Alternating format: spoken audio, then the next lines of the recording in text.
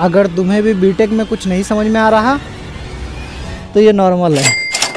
वैसे मेरा नाम विकास है और मैं बीटेक फर्स्ट ईयर का स्टूडेंट हूँ। अभी रिसेंटली मेरा एक एग्ज़ाम हुआ है बीटेक का फर्स्ट सेमेस्टर का, तो उस एक्सपीरियंस को मैं आपके साथ शेयर करूँगा और बीटेक के फर्स्ट सेमेस्टर में क्या क्या हुआ क्या क्या नहीं हुआ वो सारी चीज़ें मैं इस वीडियो में आपको बताऊंगा। तो पहले जानते हैं कैसा माहौल मिलता है कॉलेज में। देखिए, कॉलेज में आप जब भी एंटर करेंगे तो आपको एक चीज़ मिलेगा, मतलब जैसे ही पढ़ाई स्टार्ट हो जाएगा आपको ये मिलेगा कि अटेंडेंस के लिए हर टीचर आपको बोलेगा। कोई कहेगा 80% मैंडेटरी है, कोई कहेगा 85% है, कोई कहेगा 90 है।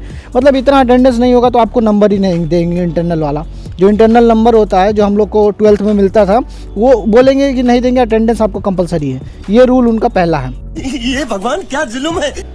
और भी दुनिया भर के कानून जैसे attendance, sessional, practical file, PUT, ऐसे बहुत सारे एग्ज़ाम होते रहेंगे। आपको टाइम नहीं मिलेगा, उसमें 3-4 प्रोग्राम भी कराएंगे, मतलब एकदम इन्वॉल्व रखेंगे आपको।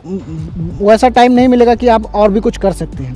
ठीक है, इसी में आदमी फंस जाता है। मतलब टाइम मिलता है पर आदमी उसको पता नहीं चलता जब तक वो पहला सेमेस्टर का एग्ज़ाम नहीं देता। अब जैसे मैंने एग्ज़ाम दिया, मुझे बहुत सारी चीज़ें रियलाइज़ हुई, पेपर कैसे देना है और कैसे तैयारी करनी है। ओ भाई, मारो मुझे, मारो मुझे, मारो नहीं। अब ऐसे ही क्लास चलते रहेंगे और लगभग बच्चों को उनका लेक्चर समझ में नहीं आएगा। जैसे कॉलेज का लेक्चर क्या होता है, उनको अपना सिलेबस का टारगेट रहता है, वो सिलेबस वो अपना पूरा करेंगे और उनको पूरा करना है हर हाल में। तो वो आपको ये नहीं देखेंगे कि आपको समझ में आ रहा है कि नहीं आ रहा है। देखिए, हर क्लास में ऐसा होता है कि 2-4 बच्चों को समझ में आता है, वो थोड़े से तेज होते हैं तो वो हाँ हाँ बोल देंगे और कुछ सवाल उन्हीं से पूछेंगे, बस ऐसे ही चलता रहेगा। तू समझा?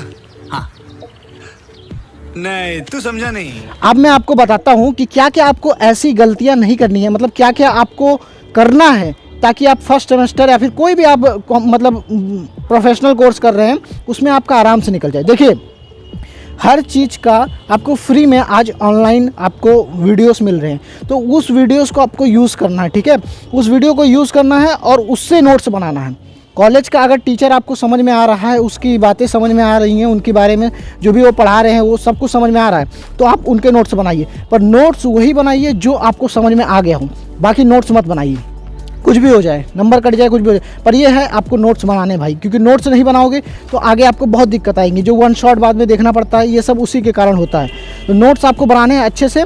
उसके बाद आपको बाकायदा हर दिन 2 से 3 घंटे पढ़ना है। बस 2 घंटे पढ़ लोगे यार मेरे भाई, बहुत है यार, मानो बात। मैंने यही गलती की, मैं रोज़ नहीं पढ़ता था और इसी के कारण अभी मेरे को बहुत ज़्यादा स्ट्रेस लेना पड़ा। मतलब बहुत ज़्यादा, 1-1, 2-2 दिन, 3-3 दिन पढ़ता ही रह गया, तब भी नहीं समझ में आया। क्योंकि एक बात है ना भाई कि छोटा छोटा जो पढ़ते हैं उससे बहुत जल्दी समझ में आ जाता है, उसके बाद रिवाइज़ करना रहता है। पर अब जैसे अब एक बार में ढेर सारा पढ़ना रहे तो फिर नहीं समझ में आता है, नया नया कॉन्सेप्ट हो जाता है और रिवाइज़ करना आसान है। तो बस यही है कि आपको कंटिन्यूअस पढ़ना है और नोट्स वही बनाने हैं, चाहे जहाँ से देखो नोट्स वही बनाने हैं जो कि आपको मतलब आपने खुद पढ़ा हो, मतलब जो आपको समझ में आ गया हो एकदम कायदे से, और जब उसको रिवाइज ही करना हो।